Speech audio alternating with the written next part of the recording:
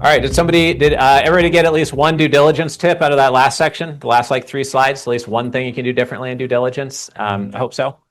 Yeah, do it. Yeah, yeah, yeah, exactly. So a good amount of investors just don't conduct any due diligence, just rely upon who they trust. Yeah, everyone's busy and wants to jump into things. And related to video content, Michael Guthrie here scaled his business over 3 decades and had an exit, and he came up here and spoke about how he raises capital and how he invests and communicates with people. And he said that one of his top tips is to record a personal video that's just a minute long and then send it to a friend and be like, hey, I was just thinking about you. We're doing this project, or we could joint venture on this or work together here. Just wanted to see if you're interested, or if you want to chat about it. And then that way they get a video made just for them, like not using AI, but just walking down the street, like sending them a personalized video. Most people don't do that, right? They text or call or an email. So obviously you have to know the person, not randomly send videos, or I think you're going to be a crypto scam, right? Yeah. Yeah. So, but that's one tip he shared on stage. Yeah.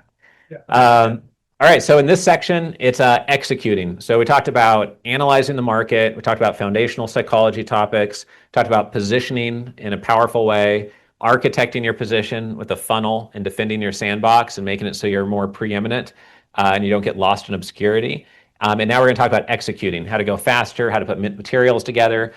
And I'm going to move super fast through this section. So just raise your hand to have me stop if questions come up.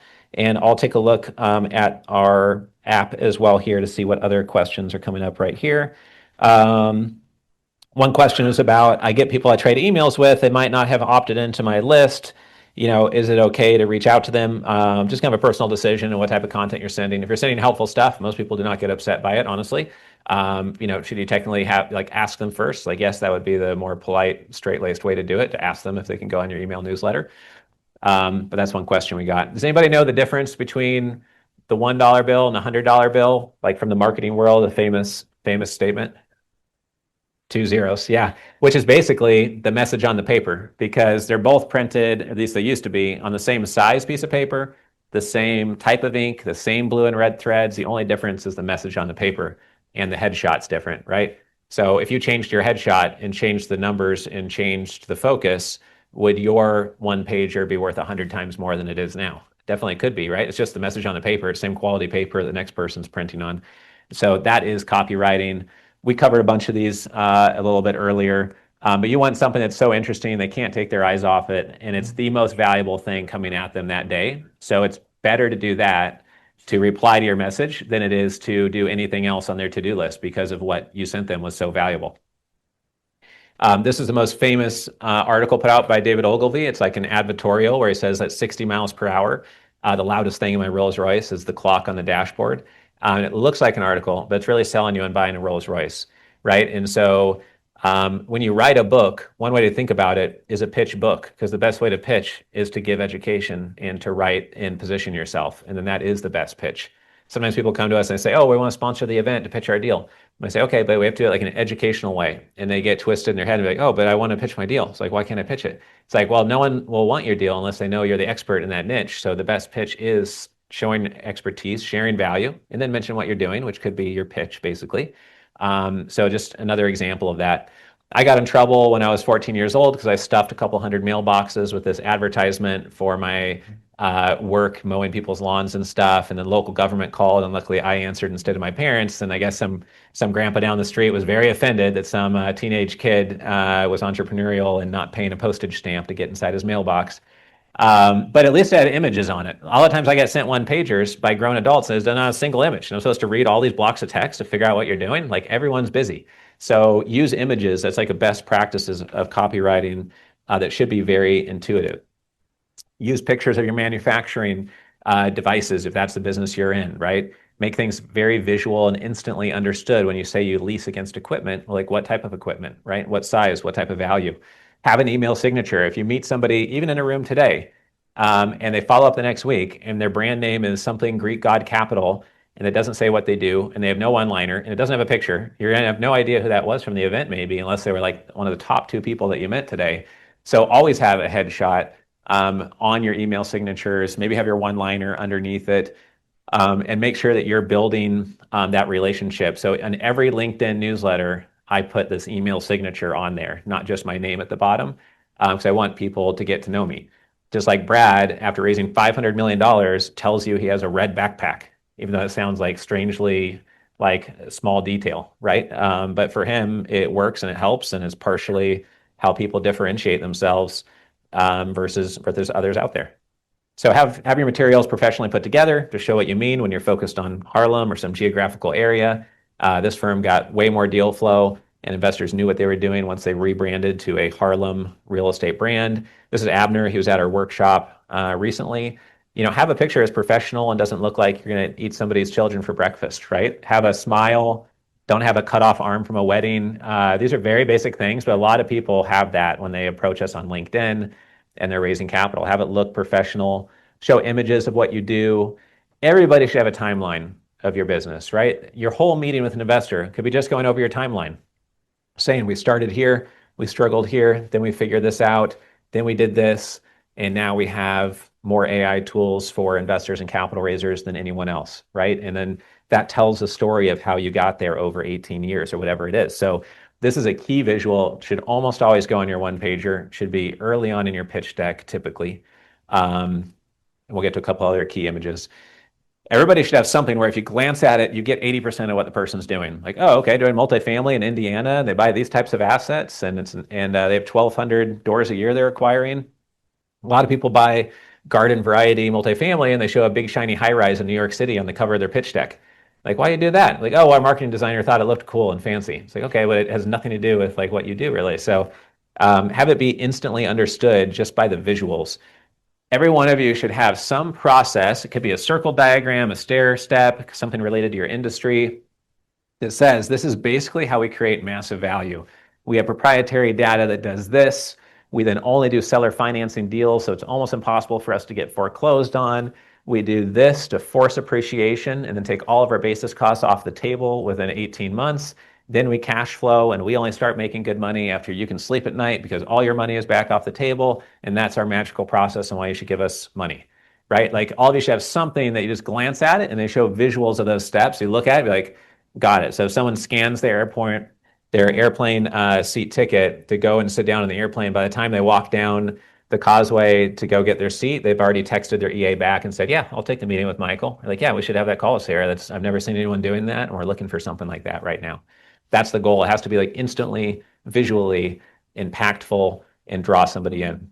Any questions on this or how to apply it to someone's niche? Most people do not have their key process in an image. Most people do not have a timeline diagram or the one-liner. Those things are super critical. And it really just takes being thoughtful. We're going to go through some pitch components. A lot of you have a lot of these things. They may or may not could be upgraded though. This is the one that nobody wants to do. Everyone says, oh, well, we've had this brand for like 8 months already, or we've already had this brand for 9 years already, or we have $20 of business cards printed in our domain name. Like, we don't want to mess with the brand. That just sounds like a mess. But we've had a firm that manages $10 billion and they rebranded everything and grew to $24 billion. They had 500 ultra wealthy clients and they still rebranded. So if they can rebrand, maybe suspend your disbelief for a second that you could rebrand if your name isn't really dialed in to what you do, right? And so we talked about this a little bit earlier today, but just make sure that your brand is sweating for you. You can use a deal structure that looks the same as every other deal structure that an investor has ever gotten pitched, and maybe you get the deal done. But if it looks better and more aligned and simple, then you're going to get more deals done. The deal structure is sweating for you. If you get a brand that's Wilson Capital, no one cares unless they already like you, right, and know you, and in which case the brand wasn't sweating for you. It was just sitting there on the shelf. So the brand can sweat for you or not, right? And so you'd rather have it working for you, just like Family Office Club versus Wilson Conferences.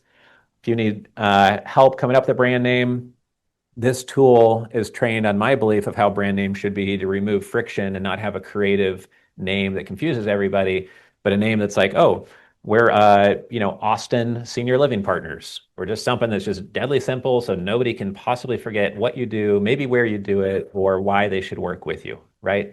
If it says that right in the brand, some people will be half sold just reading your brand name and they want to learn more.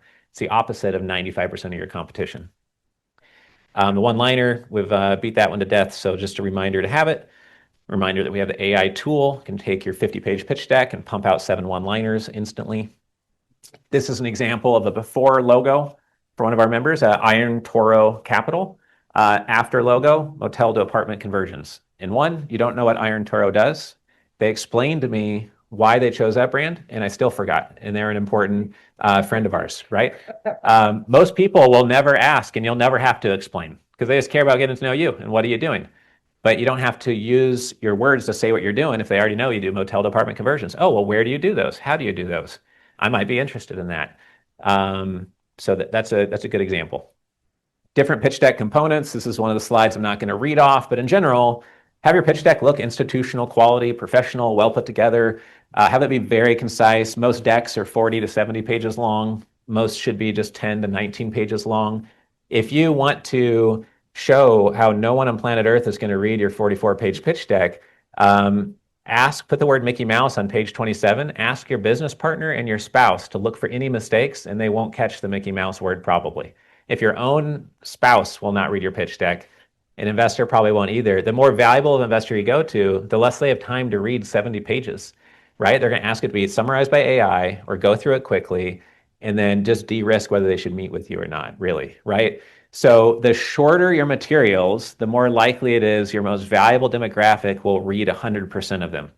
Much more likely someone reads 100% of your 70-page book that has some links to cool YouTube videos, which build way more trust than a 300-page book that tries so hard to give them value, but then not a single person reads the whole book, maybe.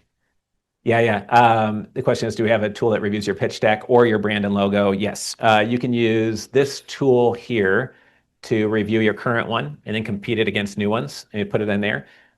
You can also use our pitch deck scoring tool, and the pitch deck scoring tool will look at 25 criteria that I think is most important, but also bounce it off the 1,000 investors that spoke on stage at our events and rated one-liners.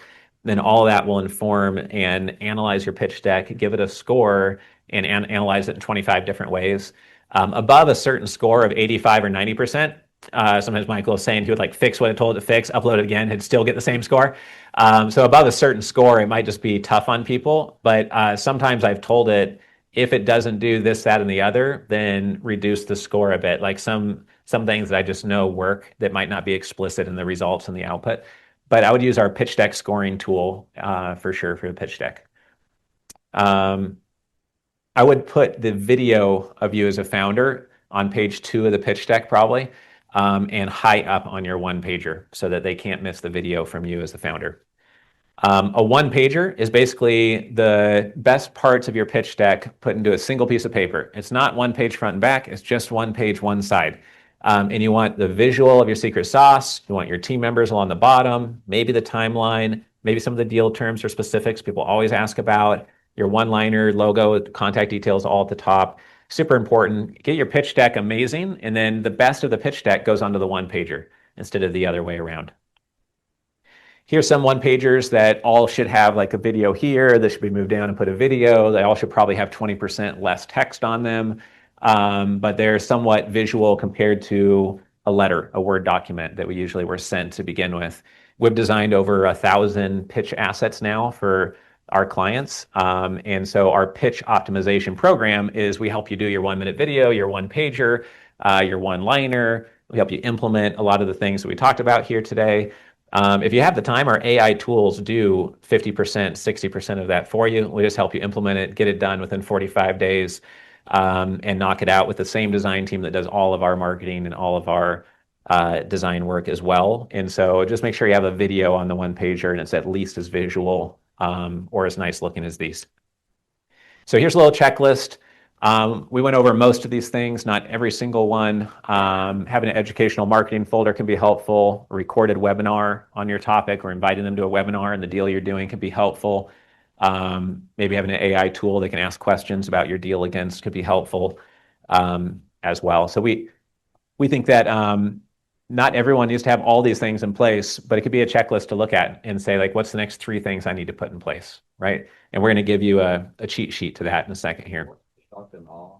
Oh yeah, the shock and awe package is basically sending something to an investor so they have an amazing first impression of you. It might be a Centimillionaire Strategies book with a letter thanking them to come to the event and maybe a white paper or a cheat sheet on doing due diligence and access to an AI tool or something. And sending that, you could send a digital version, but the real intent of this is like a Dan Kennedy concept, is to send it in the mail, because nobody sends things in hard mail. And then they get something that's highly valuable, they're more likely to consume. And an email just gets lost with 1,000 other emails. And so it's basically nobody else has sent them something so valuable, is why it's a shock and awe package. Like, wow, that's really impressive. They are the key master of that niche. They are the authority. I mean, look at all the stuff that they've put together here that's so helpful on understanding energy or oil and gas, et cetera. Yes. You've seen Dan Stanford's passive investing 3-page, 4-page. No, I haven't seen that. Really? Awesome. He's saying that one of the big real estate platforms mails like a 3 to 4 page magazine once a month, and we did a newsletter once a month in a red envelope for a couple of years to 1,000 family offices that didn't even know us, and then we stopped, and because I think I moved locations or changed EAs for like the 4th time, they got burnt out. And then the Neutrogena family reached out to us, who's worth over $1 billion, like 4 years later, and they said like, "Hey, you used to send us that really nice newsletter. I don't know why you ever stopped, but we always read it, and we're trying to replace our CIO now. Do you have anybody in mind you could refer to us?" And so I think it's like a very smart idea, because like nobody does it, and it costs us $1 a month to get a flat red envelope, family crest, return label in the corner, and then just have one page of just value. Like the best piece we put out in a LinkedIn newsletter, just print that thing out, put it on there, value, not pitching them. Most people don't get more than like 1 or 2 or 3 pieces of helpful things in the mail. You just have to open the annoying stuff to look for the new property tax jacked up, and some county thing you didn't renew, and some LLC thing, and like, those come by the day, but there's not much of value that comes. And the only reason you need to pay attention these days is for those county announcements, it seems, usually. So do what others are not doing as part of that. We already talked about that tool, Pitch Deck Success Score. That's the name of it, if you want to use that within the portal. And as a reminder, we have a investor superintelligence guide tool. You literally just tell it what you're trying to do, and it will prioritize all 30 plus of our tools and say, maybe use these 5 tools first. And that one tool gives you links to all the other tools. So it makes it very easy to navigate. We've talked about a lot of these, so I'm not going to go over it again. It's different things to consider while putting your materials together. All right, this is the slide that I was excited to get to, because it just shows how clearly most people are not doing what investors would love to see. And there's some people here in the room that are investors that will probably agree with this, that if you have a really unique position and you have a one-line pitch that's compelling in 2 or 3 ways, and you have a 1-minute video of yourself, which is literally like 3 sentences, it's pretty hard to get it under a minute. If you see the video right now on familyoffices.com/join, I tried to make it a minute. It accidentally went to 1:12, so I just speed it up. So it sounds like 10% chipmunky, but it's 59 seconds. So you can see I'm doing what I'm telling you guys to do. And so we know that it works and helps. Having the 1-pager, a short pitch deck, a due diligence data room, and DDQ. Does anyone in the room have that in place now? Some or all? All of them. Who has more than 2 of these in place? Oh, good amount. Okay, who has all but 1 in place? Like 3 or 4 people. Okay, so like maybe 10% of the room has 3 or 4 of them in place. Probably 0 of your competition have them all in place. But you could do none of this and raise $1 billion too. But it's just getting the 0.1% edge, right? And this stuff that really doesn't cost a lot of money. It's not like, oh, you need to fly to Fiji and do my $30,000 boot camp. Then you can raise a lot of capital, right? It's just stuff you just go do, right? And we do a pitch optimization program that we can do for you. But like 2 to 3, 4% of our members do that. Some of them are more just do it themselves. You have your own marketing team already, and you can just knock this out now that you know it. Leverage investor data. We've provided data for the last 12, 13 years. Daphne's been with us for about a decade. He runs our data division. If you have questions on any of our databases, then let us know. Again, this is our team spending thousands of hours on Google in compiling what's publicly available on investor clubs, on single family offices, wealth advisors, healthcare investors, tech investors, real estate investors, angel investors, etc. So it's at familyofficedatabases.com, and you can see the 20 databases we offer there. And there's an AI tool built for every one of our major databases. So if you only get the Investor Club database, we have an AI tool just for that database. But for VIP members, we have AI tools that navigate them all at once or just one by one. Because you might one month say, my goal is to network into 5 more investor clubs. So you just want to use Investor Club Navigator. Or my goal is only to pitch now to family offices. Okay, well then you could use the single family office finder tool. This is the big tool that sorts through the 22,000 investors to find the 1% that are right in your backyard or are most likely to look at the opportunity that you're working on. We call it Investor Pipeline Builder. And here's some quick $5 million worth of insights. That's how much we've spent on ads in these different areas. We spend anywhere from 10 to 20,000 a month to sometimes 10,000 plus in a day on ads. The best thing to do is to get an airplane that glides and then put the jet engine on it, right? So you want something that you know people appreciate, is working, it's the right demographic-ish, it seems to be attracting the right people, and then you put some light $500 a month ad or $1,000 a month ad, see what the reaction is, see what the engagement is, and then go from there. Putting tons of ads on something that is not working yet is just more likely to burn some of your money. And I would only start on local ads, because if you can't convince somebody you can have a cup of coffee with that lives 20 minutes from you, you can't convince them to invest with you, it's going to be harder to convince that investor in Anchorage, Alaska, if you're in Miami, Florida, to come and look at your deal or invest with you. So it de-risks it by focusing locally. Much more likely to answer a phone number from a local area code, stuff like that. Were you going to say something, Michael? No? Okay. Any questions on ads? Okay. Local lead strategies. Try to find the top 5 communities in your city. Try to think about who the power brokers are. Top 10 connectors could be attorneys, lawyers, CPAs, etc. Try to be first and top of mind.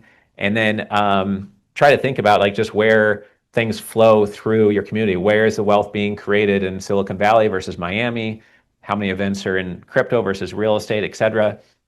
And just consider that when you're considering how to position yourself and who you're going to serve and who you've enjoyed working with to date. Because you might be able to raise all the capital you need just focusing on your city. And then when you go to events, maybe you create some relationships and people that know your industry, and then you just focus 50, 80% just on people locally in your city or the city where you're closing deals, and you can take them to your assets much easier that way. All right, last section here is iterating. So one part is executing the plan that you've now been setting up. Now it's constantly improving it and changing it over time. Peter Thiel says that extreme focus is a superpower. And Warren Buffett says you should make a checklist or a to-do list of everything that's your top priorities, and then cross out 15 out of 20 or 19 out of 20 and just focus on what's most important. A lot of people chase way too many things at once. Steve Schwarzman, who founded Blackstone, said you can chase a bunch of rabbits or you can go after an elephant that will actually have consequences in the positive side if you capture it, right? And so at PayPal, everyone was trained to focus on one thing, solve for that one thing, and kill off that bottleneck, and then change your one thing focus to something else. There's a book written on that, and that's just ingrained deep into the PayPal mafia that went on to create trillions in value, in large part because of that and other mindsets. So a lot of this that we're talking about requires extreme focus. I set a timer on my phone and try to have 90 minutes to 2.5 hours of extreme focus mode, of like flow mode of working on projects. And that's how I get a lot done. And I just ignore the world during that time. And if I get interrupted, then I push pause. And I can see and track my extreme focus mode for during the day. And if I get at least 2.5 hours, then I find that it's highly productive versus not. I'm pretty stringent on this. I don't do client dinners. I've played golf once in the last 5 years with Michael for 4 hours in 102-degree sun, and it was fun. But I don't do things that take time away from my family that I might regret later, with the exception of traveling to my own events. So I start work very early in the morning. I get my workout done before the kids are home from school. And on the weekends, I work almost every weekend, but before the kids are awake. I'm excited about what we're doing. So I get up, between 3:30 and 4:30 most mornings, even on the weekends. And then I'm done working by the time they get up at 7 a.m., 7:30, and I knocked out 3 hours of work with no Slacks coming from my team, no WhatsApps. And then many times they come into work on Monday morning, they're like, hey guys, we have these 5 new AI tools. And it got created on the Saturday, Sunday mornings. That's where the Jim Collins hedgehog strategy comes into mind. If you're not excited about it, you're not going to be getting up on Saturday at 3:30 in the morning to knock out an AI tool 57, right? You're just not going to do that. Most importantly here, for everyone in the room that could save hundreds of hours, is not going into meetings without an agenda. Most of the time when people reach out to you to catch up, if you haven't noticed, is to sell you something, right? Like, hey, let's brainstorm or let's trade notes, see how we can work together. They already know how they want to work together, and it's you investing in their thing, buying their thing, or giving them something. But just knowing what it is up front can save massive time, right? So it could be that what they're asking for, you could totally help them with. But Daphne has ran that division for a decade. They should do the phone call with Daphne, not with you, all else equal, unless there's reason to do it with you. It could be if they say the agenda for the phone call, you say, no, no, yes, yes, yes. Let's spend our whole call on point number 6. And my most valuable phone calls last 8 to 12 minutes. My least valuable, most painful, are almost always the longer ones. And 95% of the time, if anyone's offended by me wanting to have a shorter phone call, it's a lower net worth person. And the person who is moving rapidly and is the one making the call shorter is the centimillionaire or the decamillionaire that has a lot going on. It's not always true. When you onboard a big family or have something that's hairy you need to work through, or something really critical with a new client, you need to slow way down and have extreme focus, meet in person, listen super carefully. I'm not saying you should not do those things, but when people are coming at you all the time for meetings through LinkedIn, to brainstorm, to pick your brain, to do that, to sell you something, most of the time when you ask for an agenda, you're like, oh, I don't want to meet on that. Like, we don't invest in mobile apps out of New Zealand or startup dry cleaner in Belgium or whatever the niche is, right? It's like, it's just not relevant. So that's super important. And in Silicon Valley, a lot of people are thinking this way. They're trying to move very quickly and there's a lot of pressure on them. And I see a lot of them say things like some of the big Silicon Valley venture capital heads, that 90% of meetings can be done via text or email. And 90% of the things that can't be done over text and email can be done via audio messages. And these aren't people that are removed from reality of society and don't care about relationships. These are people that are some of the most successful people in the world. They don't like going to waste of time meetings, right? And so having it so that a very busy investor might be thinking that way, and a 1 minute video coming from you personally might be more effective than trying to call them or send them a long email, right? So my team and I, we trade hundreds of audio messages a week. Sometimes I'll send Daphne like 20 audio messages in a day, or record it on a weekend and try to remember to schedule them for Monday to come in. And so I do that. So if we're addressing a critical issue, he knows I'm concerned, but not mad. Or he knows I'm excited about it, but also a little bit worried about this other thing. And just in plain text, you can't get that, right? I can listen to it 5 times. I can speed it up at 2x speed. I could forward it to a team member. I could think about it and actually have a smart reply later. When I'm on the phone, I have to be smart in real time. That's a lot harder. I can use Go AI, research things, find a credible answer, link to things, send it over, and then combine that with an audio message. It seems simple, but I find that most people do not use these extensively, and we use these hundreds of times a year. I couldn't imagine if we lost the ability to do this, how much less efficient we would be.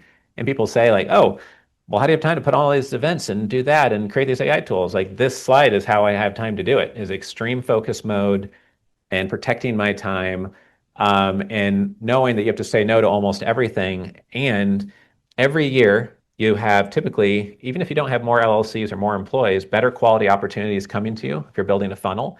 Things you used to say yes to because they were amazing, you now have to say no to this year because now you're committed to more other things, or you're trying to work on your health now, or spend more time with your daughter or your son now, or your spouse, or go on an exciting adventure to Machu Picchu now. So you always have to get better and better at saying no, more so than last year.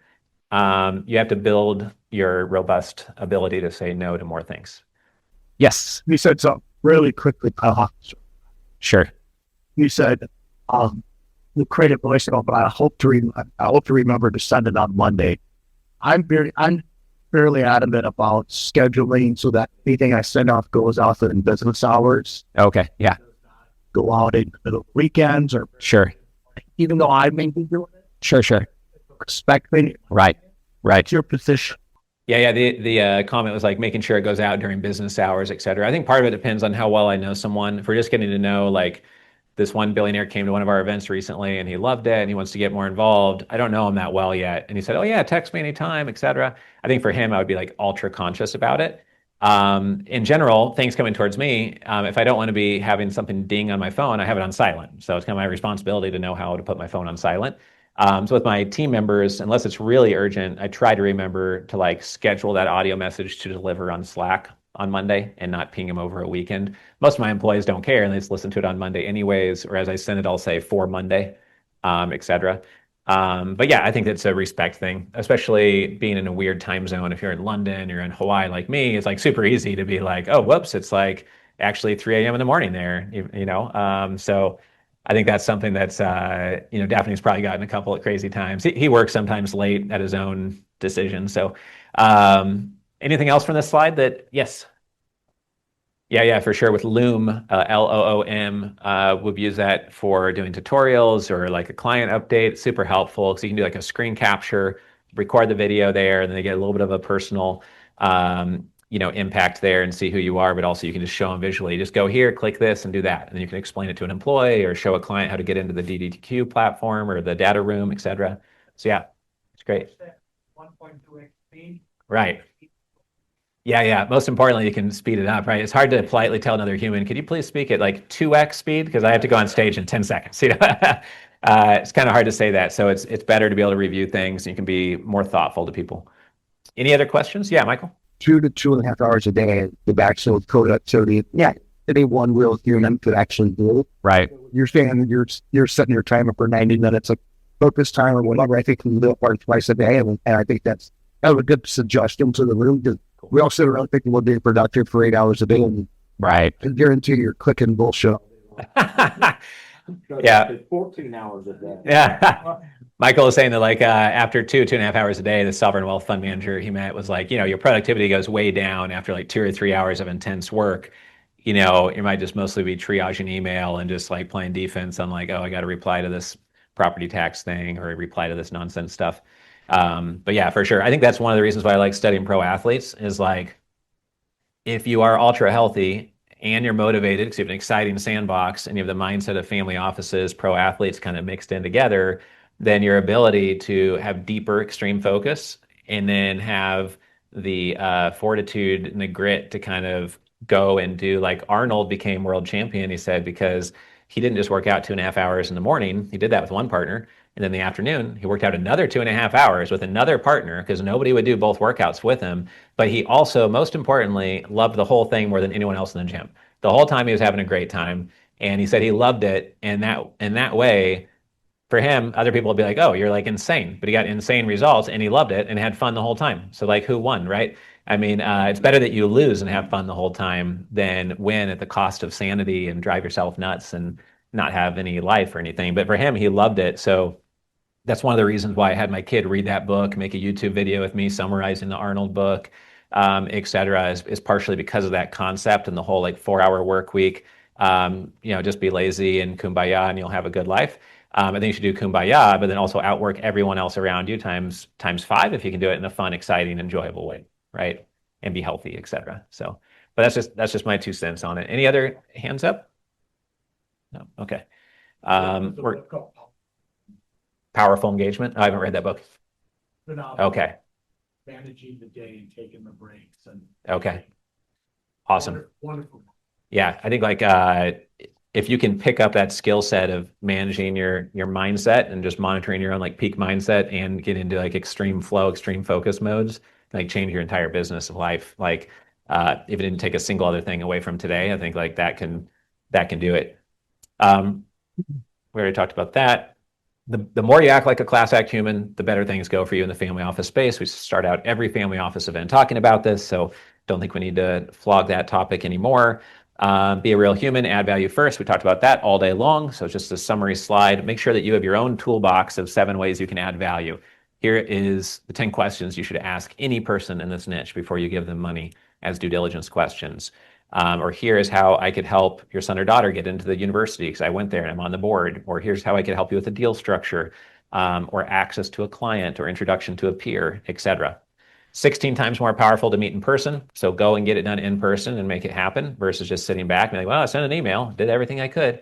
That's like the NPC approach, and so this is basically me saying to be 1 out of 1,000, you need to do these things. I wrote a presentation on this at our last event, but then I asked the billionaire tool, what do you need to do to be 1 out of 1,000? I asked the pro athlete tool with 50 pro athletes interviewed, what do you need to do to be 1 out of 1,000?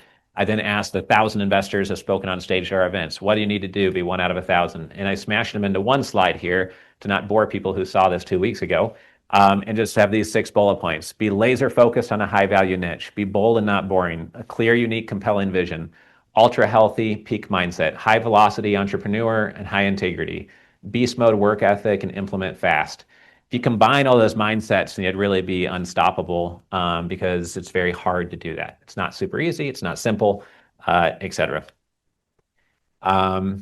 These we already covered. I wrote a book on speed of implementation. I have all my new employees read it. The whole point is you don't know if you're going to get big progress when you put number 5 tactic in place from today, or number 55 or number 20, but just implementing gives you clarity. It's taking action is how things unfold and the path becomes more clear. It's not just meditating on it.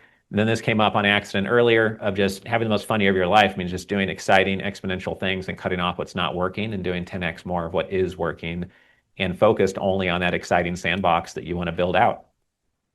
Mark Victor Hansen's the author of Chicken Soup for the Soul. Turns out he lived pretty close to me when I was in Scottsdale. He introduced me to Jean-Paul DeJoria, who I just interviewed for billionaires.com, who founded Patron Tequila and Paul Mitchell Hair Systems. So he was our billionaire interview number 46. And an author told him, like, you can't do that. You're not going to be able to do that. He's like, no, you don't understand. Like, I am going to do that, and I make things happen. I'm not going to have you tell me I'm not going to do that. And that's just how his attitude is. And Paul Karger, I asked him and his brother Wesley separately when we were out for sushi. They both built a business of $8 billion in AUM by age 43.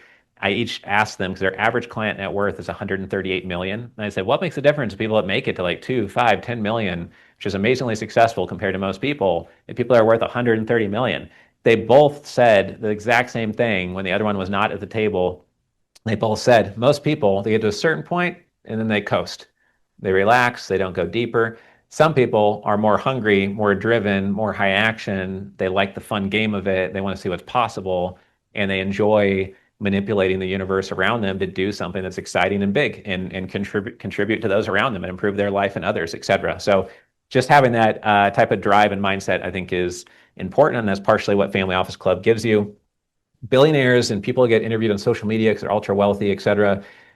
We see that, and they talk about actions, but unique results come from unique actions, which all drive from unique mental models. But the world is moving faster than ever before. There was a quote on stage our last event that right now the world is moving faster now than it ever has before, but it will also never move as slow as it is today. So if it seems like it's moving fast today, it's going to be way faster in 5, 10 years, right? And so seeing what somebody did is not very valuable. How they thought is where the value is. And billionaires stress that in their books. Someone told me, like, well, why would you read these billionaire books? Didn't they all just get lucky? Like, well, first of all, they created a lot of their own luck. And then when they got lucky, they realized they were lucky and then worked their butts off and used all these mental models. The second thing is someone said, oh, well, aren't these billionaires just bragging about all the money they made because they're so smart? I was like, no, most of them are saying, this is what I did to win, and you could do it too. So do these things because you'll be massively more successful. And so what I did was I took 2,500 mental models by looking at 100 mental models from Charles Munger, Bezos, Sarah Blakely, Oprah Winfrey, the billionaire AI tool, the 1,000 investors have spoken on stage at our events, et cetera, and got all those mental models into a library of mental models. So you can say, this is what I'm trying to do. This is what I'm trying to get done. How could I solve these problems and take advantage of this opportunity? And it will give you a custom menu of mental models you might want to write down on your one pager and read every morning, or just consider using. And it's like a mental model library. I don't know if that was ever even possible to put together until AI. And I don't think anyone really cares about this tool because I've seen that only 10 people have used it so far. But it is out there in the portal, and I think it's one of the most valuable things we have. And some of these I just create for my own use, apparently. But I hope more people use it because it's very helpful, and you just get the wheels turning on what else you might need to do. So we normally would go through this worksheet, running a little bit short on time. How many people need to run out of here like 10 minutes ago? And how many people have like 30 minutes to go through this, network for 10 minutes, and volunteer a few ideas to the room? Raise your hand if you got to run like 10 minutes ago. Just 1 or 2 people? Okay.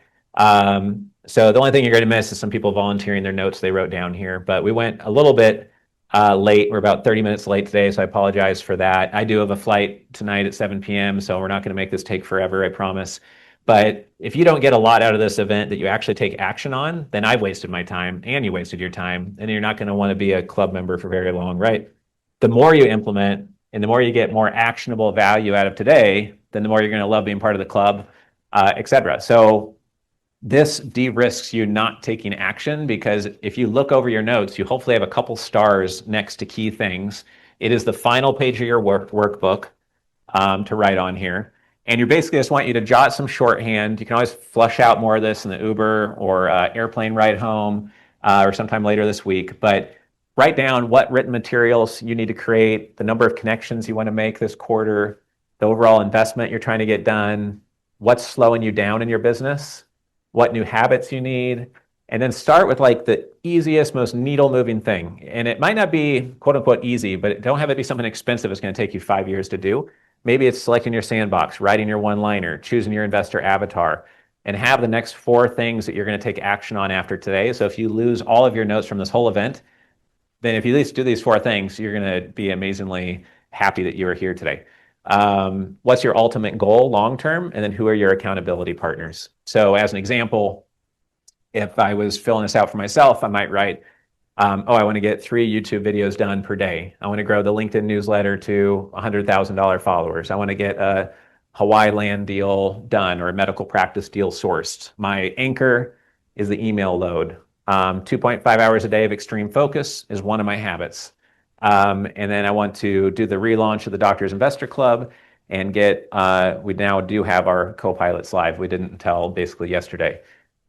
So getting these things done are the next on my list. So I'd encourage you just to take some notes down on here and write a big star next to the thing you want to share with the room, because sometimes the best insight you might get from the whole day is just something that somebody else heard in a very different way than you. And by them raising their hand and sharing that insight, it helps you maybe get something out of today that you would have completely missed if it wasn't for somebody volunteering that. Any questions on this? And I'll give you a few minutes to do it. Yeah. Richard, use this along with your daily list. How often do you I update my daily list every month because I have monthly, quarterly, annual goals on there. And then when I think of an amazing little mental programming statement that I need to live by, I put it in there in real time and just open up the Word doc, put it in there. And then that way, when the next month and I print it and have to redo my monthly goals and quarterly goals updated, it's in there. This I only do for the workshops, but some of these projects and things might inform what you want on your one pager. Any other questions? Yes. Well, we done talked about it, or talks have come up yet, but the general feeling among investors or the family office manager who reaches out, you kind of have some affinity, don't really know each other, and the first thing you ask them for is an NDA. Right. Yeah, I think it's pretty negative. Most people do not want to sign a legal agreement with a stranger to even figure out the basics of what they're doing. So I'd really avoid that if you can. There's always some things you might, I mean, there's not always, but sometimes in a high-tech IP exclusive agreement partnership, but then you just don't reveal the one piece that's really critical to that magic sauce. I would always want to win them over, meet in person, just not reveal maybe the whole data room until they do NDA, or don't reveal that critical piece that allow them to take everything. If you can't even share what the idea is without an NDA, then a lot of people will not even meet with you or even consider investing with you because now they're in a legal agreement about something they don't even like. I don't know why they care about it. So I'd really resist doing that early. Yeah. But it's common in some niches. Yeah. Ideal. I'm asked for that. Obviously, so when there's the secret sauces that you can withhold, but and it sometimes comes down to financials. I think the ideal is to never do it. And yeah, I think my ideal is to never have them sign an NDA, and it's just less friction. And if they're worried about someone copying you, think about what you could do. So there's no way someone could look at every breath you take and not be able to copy your execution, because that's the true advantage over like Elon opening up his patents. They're like, yeah, use my patents if you want to. Like, I don't care. Like, we're implementing so many things per day, you'll never catch up with us. That's kind of the way I think about it. But I'm not in a niche where some algorithm proprietary thing being discovered would like take us down. And someone might be in a biotech formula niche where something like that could be the case. So I respect it could be different in someone else's niche, but as late as possible or not at all would be my preference for the NDAs. Because at the end of the day, the NDA is a piece of paper, signed 700 of them, never broken one that I'm aware of. No one's ever come after me for breaking one. I've never heard of someone being sued for an NDA. Sometimes might not be enforceable in multiple states. You might not know when someone breaks the NDA. It's just a big piece of friction that means almost nothing, I think. But in some industries, they're absolutely critical. So non-competes might be super critical, stuff like that, like non-poaching of employees and clients, et cetera. All right, so let's take a couple minutes to fill this out, and then maybe just put some shorthand notes down here, like the most important thing for each box. We can always flush it out on our own time. If you need to grab a quick drink, coffee, restroom real quick, you can, and then we'll come back here in just 7 minutes, and we'll share some of the best things that you wrote down. And then we have this room to network for the next 30 minutes to an hour after that if people want to stick around and network. So appreciate you filling out the worksheet. Right. Distracted or each. Right. You get distracted easily, and there's just a barrage of communications coming towards you.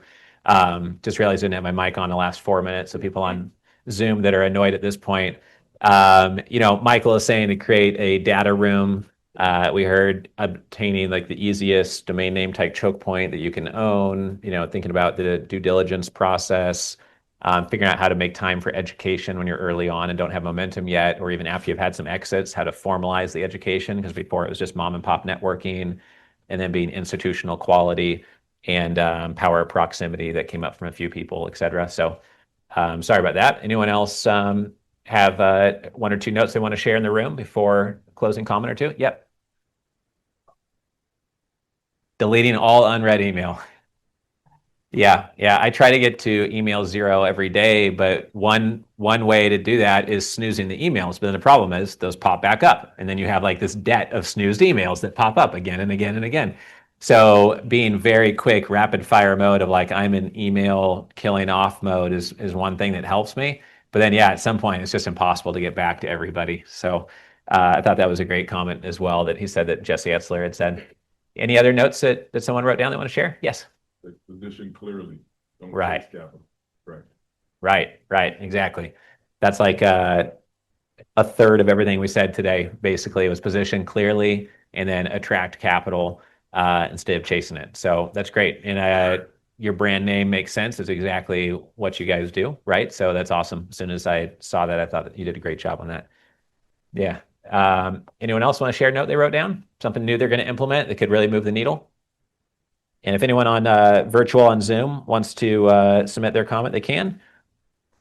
If not, I would just say like one thing that's helped me recently health-wise is just having a WhatsApp group with 10 of my guy friends, and we just post our what we ate to hit our protein goal, or our CrossFit workout of the day, or what we're doing with our spouse on a hike or for Father's Day, et cetera. Just like health related things. Sometimes we'll have like a health challenge in there.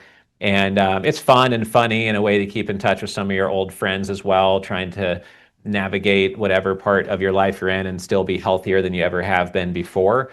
And you might have some goal of like gaining muscle, losing fat, and then your best friend ends up gaining 10 pounds, and that's funny too, right? But like it keeps you all accountable, and it's enjoyable. And I feel like they've proven that going to a CrossFit, a Orange Theory, or whatever it is, will make you push harder and work out longer and get more results because you're seeing the people next to you.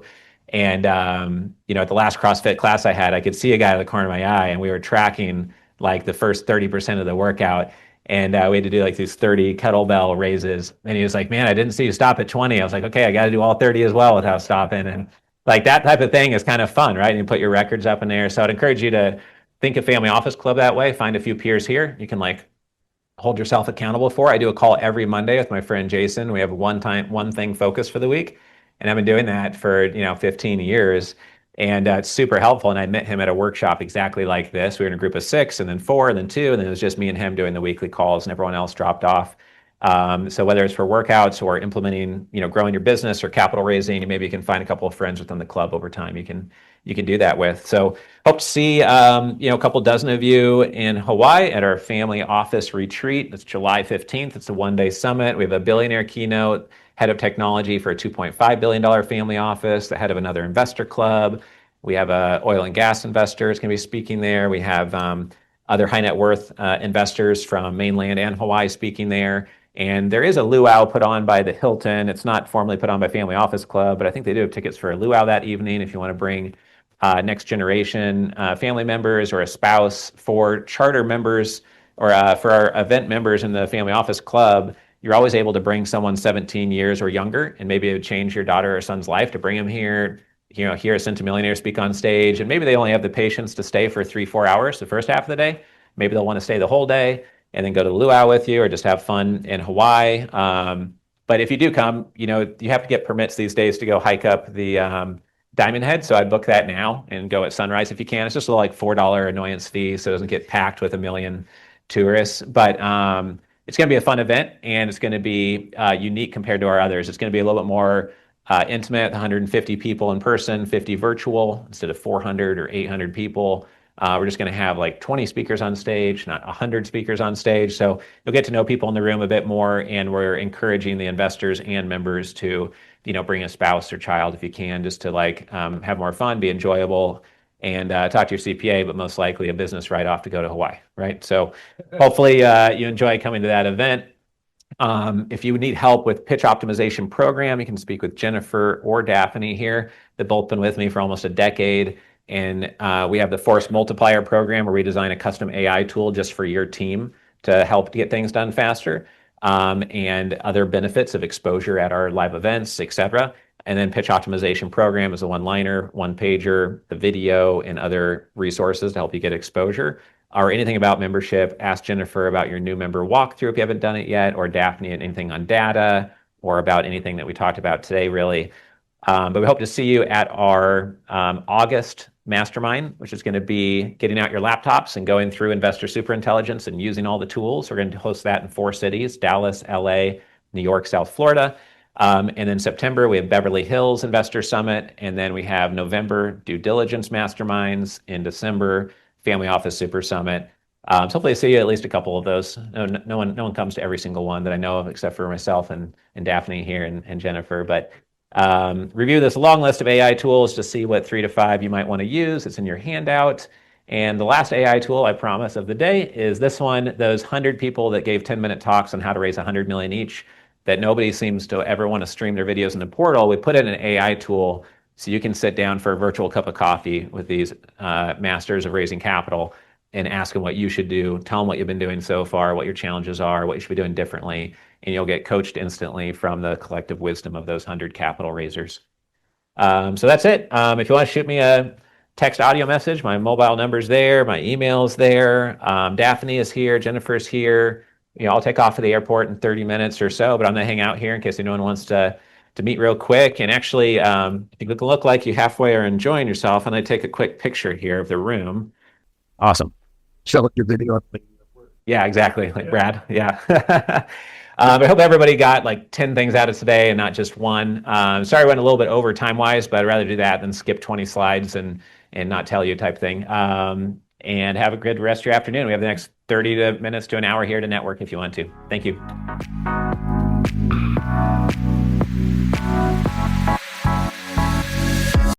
If you are a founder, raising capital, developing real estate, or you're an investor, would love for you to get involved in the Family Office Club.